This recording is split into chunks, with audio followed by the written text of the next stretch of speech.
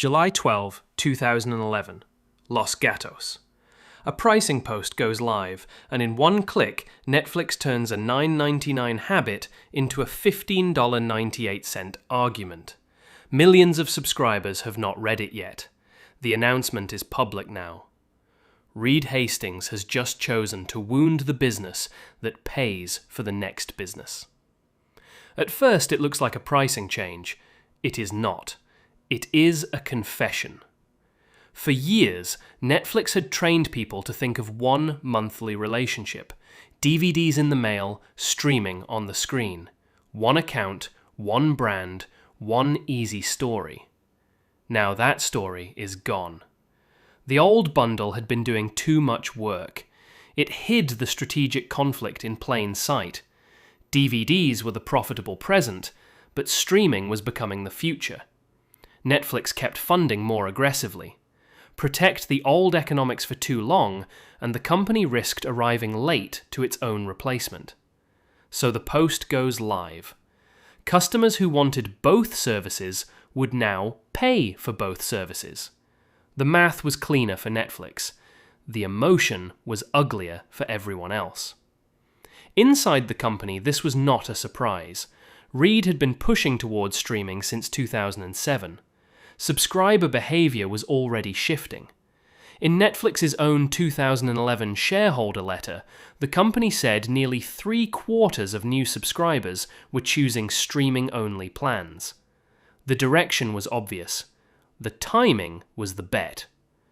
Because once you separate the economics, you stop pretending the legacy business and the replacement business can live under the same story forever. And when you stop pretending, somebody gets hurt. In this case, customers felt tricked. Soon the cancellations started, then the outrage, then the deeper problem. People were no longer arguing about price, they were arguing about trust. That is where most retellings stop. Reed raises prices, customers revolt, qwikster happens, Netflix recovers. End of lesson. But that version is too small. This was not the first time Reed Hastings chose to damage something that was working in order to finance something that might matter more later. And it would not be the last. Here is the part nobody tells you. Reed Hastings did not build Netflix by inventing streaming. He built Netflix by repeatedly taking the asset that made Netflix comfortable, then using it to fund the asset that made that comfort obsolete. Customer goodwill, DVD cash flow, management comfort, later balance sheet capacity. Same pattern, different sacrifice. To understand why Reed was willing to light up millions of customers in 2011, you have to go back to a much earlier decision, when Netflix was still a fragile company pretending to be a simple one. Back then, the obvious move was to imitate the rental business. Charge per transaction, punish people when they are late, let the penalty fees fatten the model. That was the incumbent logic. It was proven. It was profitable. It was also exactly what Reed decided to attack. In the early years, Netflix did not just mail DVDs, it built an anti-model. No due dates, no late fees, no shipping charges, prepaid returns, flat monthly subscription. That sounds normal now because Netflix won. At the time, it was financially rude. You were giving up the most addictive revenue stream in the category. You were promising convenience that cost real money to deliver. More envelopes, more handling, more logistics density, faster shipping expectations, more operating pain before scale could rescue the math. And Reed did it anyway. Why? Because the point was never to become a slightly nicer blockbuster. The point was to retrain consumer behavior around a relationship, not a transaction. If customers stopped thinking title by title, they could start thinking subscription by subscription. And if they could think that way for DVDs, they could someday think that way for streaming. Notice what just happened. The customer promise came first. The easier economics came later. Reed was spending near-term margin to buy long-term habit. That is not a product story. That is capital allocation. But there was another pressure building inside Netflix, one that mattered just as much as pricing, and maybe more. The company nearly broke during the dot-com bust. After the crash, Reed cut headcount hard. Painful cuts, not abstract cuts, actual people, actual morale, actual trust. Years later, Netflix would formalize a lesson associated with that era. A smaller team of very strong people could outperform a larger team built for organizational comfort. Most leaders treat culture as atmosphere. Reed increasingly treated it as throughput math. Pay more for the best people. Cut faster when the fit is gone. Keep fewer layers. Protect speed over emotional smoothness. Severance becomes not just compassion, but portfolio rebalancing. That choice created output. It also created reputational risk, the kind that never fully goes away. This matters because the 2011 crisis was not just about strategy. It was about what kind of company could survive the social cost of being hated for a while. By then, Netflix had already shown a pattern. It was willing to absorb discomfort when management believed the future economics required it. And in 2011, management clearly believed that was true again. The moment the pricing change goes live, Reed is not just changing a plan, he is activating a worldview. If the current Netflix is funding the next Netflix, then protecting the current Netflix for too long becomes the expensive mistake. That sounds rational in a board memo. It feels very different when the emails start. The clean version of Reed Hastings is that he was early. Early on subscriptions, early on streaming, early on originals. That is true, but it is not enough. A lot of people are early. Very few are willing to make the early thing strong enough to kill the thing that is currently paying them. Netflix learned how to do that in layers. First, the subscription model changed customer behavior. Flat monthly pricing replaced the transaction-by-transaction mindset of traditional rental.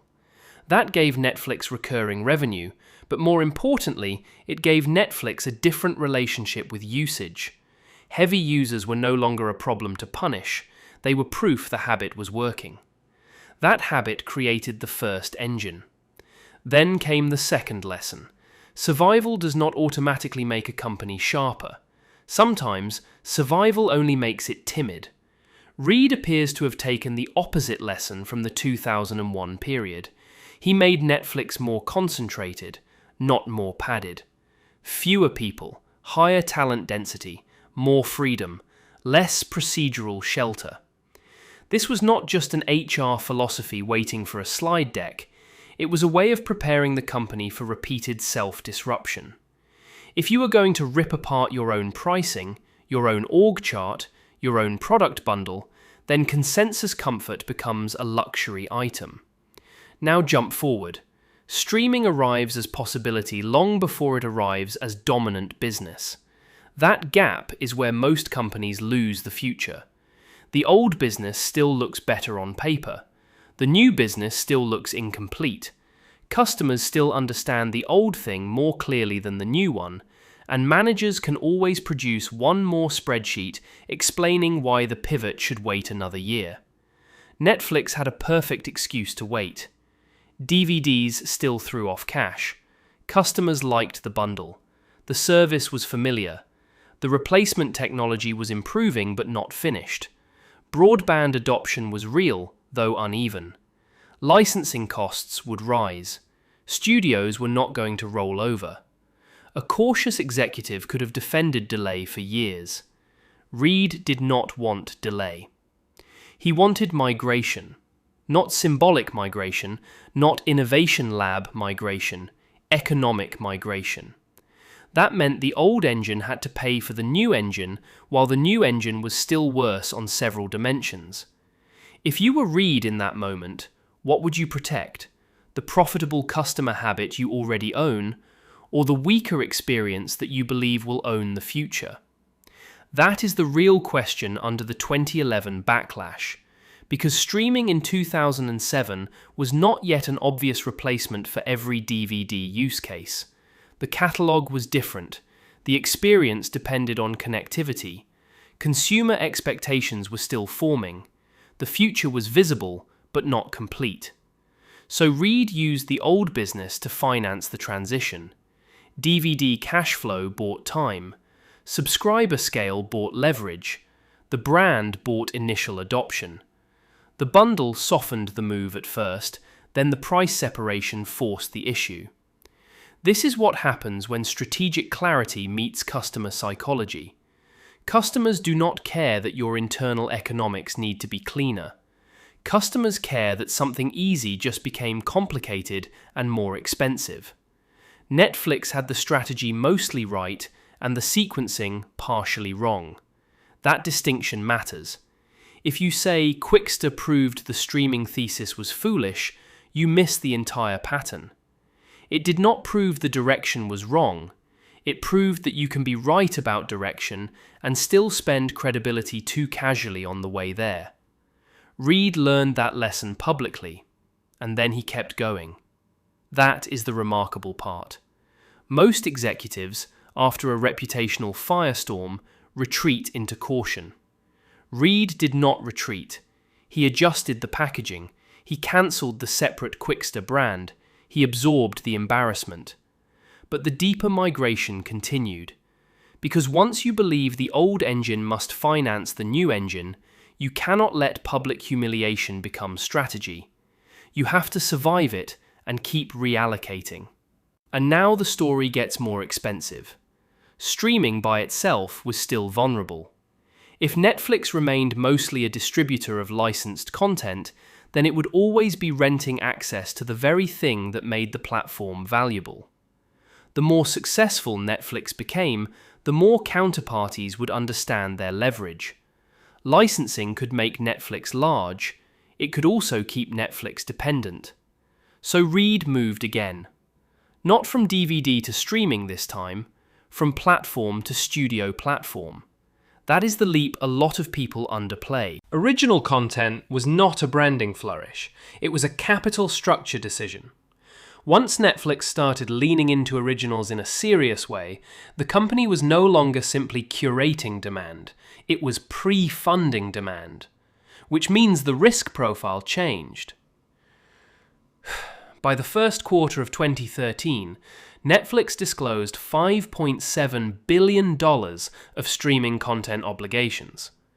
That number mattered not because it looked elegant, but because it announced a new kind of company.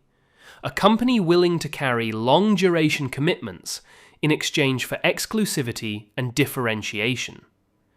This is the same Reed Hastings pattern again.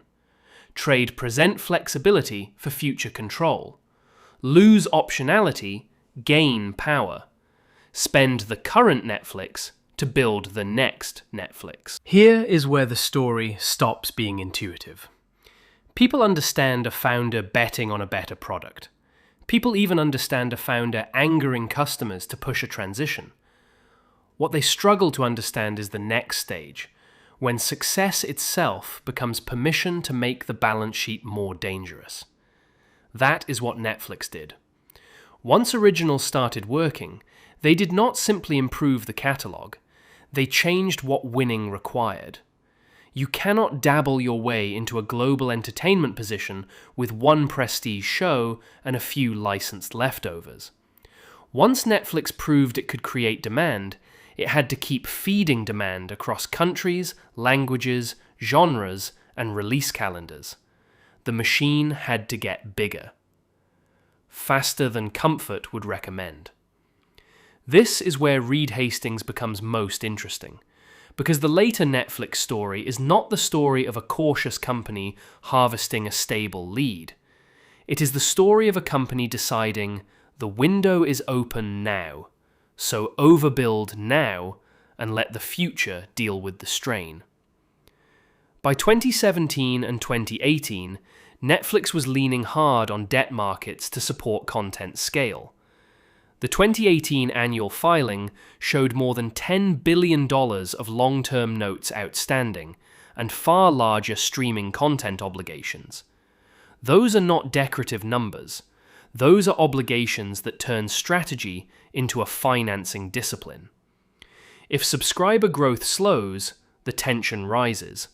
If capital markets tighten, the tension rises. If content misses, the tension rises. The moat gets wider, the floor gets thinner. This is the part where a lot of founder mythology falls apart. Because this was not bravery in the abstract. This was a repeated willingness to make Netflix less forgiving in order to make it harder to catch. You can call that conviction. You can also call it a tolerance for self-imposed pressure that most leaders never develop. Put yourself there for a second. It is late. The numbers are on the page. The old story is no longer available to you. You cannot tell investors you are protecting margins by slowing down, because slowing down may mean surrendering the global lead while rivals are still disorganized. You cannot tell the creative market you are half serious about originals. You cannot tell customers the catalog will stay great if you are unwilling to pre-commit at scale. So what do you do? Do you protect elegance on the balance sheet? Or do you use the balance sheet as a weapon while the opening still exists? That is not a theoretical founder question. Reed answered it. He chose the weapon, and that choice only makes sense if you connect it back to everything before it. No late fees was the first version. Talent density was the second version. Streaming cannibalizing DVDs was the third version. Originals funded by obligations and debt was the fourth version. Same mechanism, higher stakes. The data does not lie. At each stage, Reed accepted damage in the present category that looked safest. Short-term economics, internal comfort, customer goodwill, financial flexibility. And at each stage, the damage was not accidental collateral. It was often the admission price for migration. This does not make Reed infallible. It makes him legible. Qwikster was a mess. Communication around the 2011 changes was poor. Trust was spent faster than it needed to be spent. The culture that enabled speed also made Netflix polarizing. Debt and obligations were real risks, not clever talking points. But the underlying behavior was consistent enough to study. Reed did not wait for the next business to prove itself completely before funding it. He forced the transfer earlier. That matters because dominant companies usually do the opposite. They ask the new business to justify itself without enough oxygen, while the old business keeps collecting cash and internal defenders. Then, one day, the old business decays, the new business is underdeveloped, and leadership calls the outcome disruption, as if it were weather. Netflix did not avoid pain. It chose where the pain would fall, and that is a much rarer skill. The hidden thesis of Reed Hastings is not that he saw streaming before others did. Plenty of people saw streaming coming. His edge was harsher than that. He kept finding something the current Netflix could still give up, then redeploying it into the future version before the current version had finished paying him. That is why the 2011 pricing page matters so much. It is not just an unpopular blog post.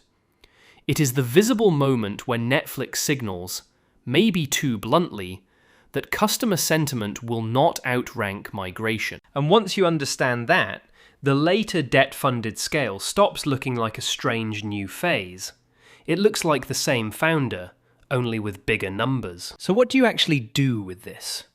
Not the admiration, not the mythology, the mechanism. Here is the principle in one sentence. Reed Hastings built Netflix by reallocating cash flow, customer goodwill, organizational tolerance, and later debt capacity from the current business into the next business, before competitors could force that transition on him. That is the principle. Now, the mechanism. Economically, this works because legacy businesses produce surplus before they produce urgency. Psychologically, it works because leaders are usually tempted to preserve the thing that still feels reliable. If you can redirect that surplus early while the old engine still works, you buy time, learning, and market position for the replacement. If you wait until the old engine is visibly dying, the replacement gets funded too late and from a position of fear.